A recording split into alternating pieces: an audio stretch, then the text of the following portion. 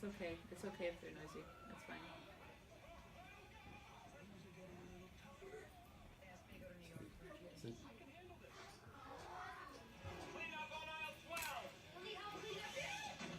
Life's turning a bit crazier. Sorry, Charlie. Nigel, hi. It's Mark.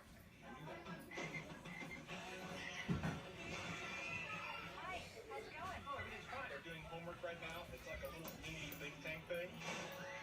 What do you have to say to reports that you're spreading yourself too thin, Coach? So that video, of course, is intended to be funny, but in real life,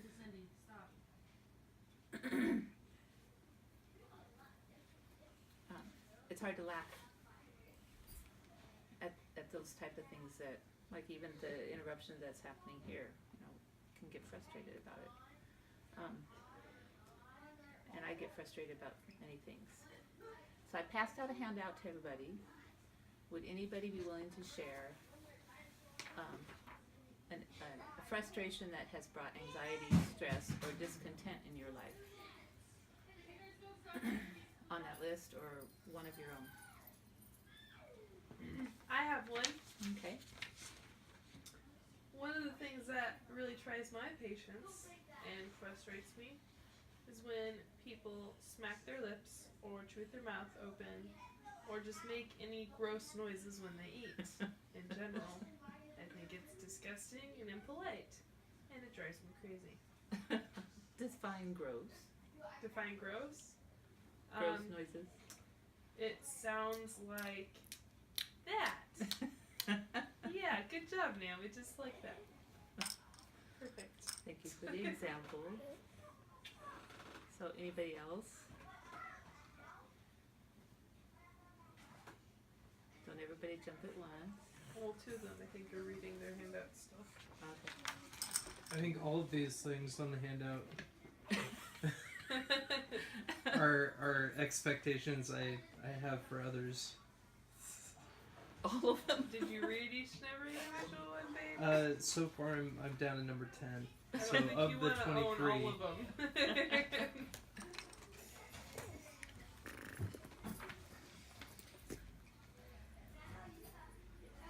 So, Naomi, do you have any input? Hold on.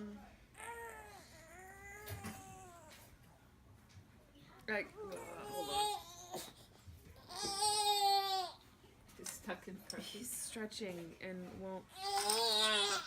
Accept the limitations. I think he has an expectation that's not being met. I was just going to say, I think there's something on his list that's happening. Oh, that is cute. Look, they make a binky. A binky leaf. I think my biggest frustration is if I'm capable of it, I expect everyone else to be capable of it, and if they can't be capable of it, it's stupid.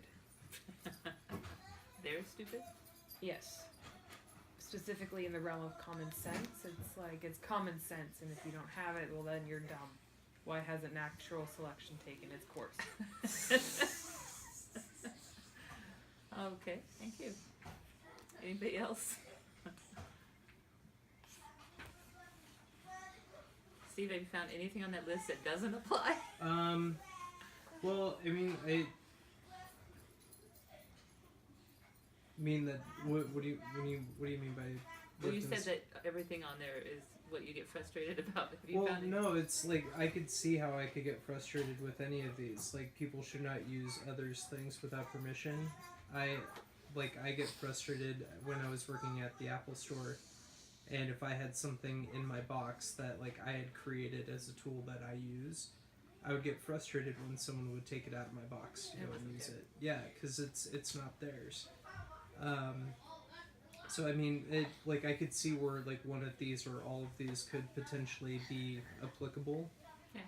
You know, like what Naomi was saying, like if I'm capable of doing blank, others should be able to do it.